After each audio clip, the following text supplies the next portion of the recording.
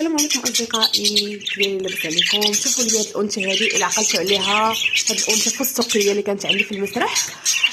جربت نحطها، جربت زعما قلت نحط لها العش، نحط لها شي داكر.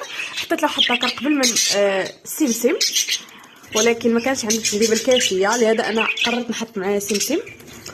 والحمد لله كيف ما كتشوفوا ها نتوما واحد جوج بيضات. الا عندكم اخوتي شي انثى وشي ذكر نورمال بحال هذا الشكل اللي عندي انا، قولوا لي اشنو عطاكم في الانتاج.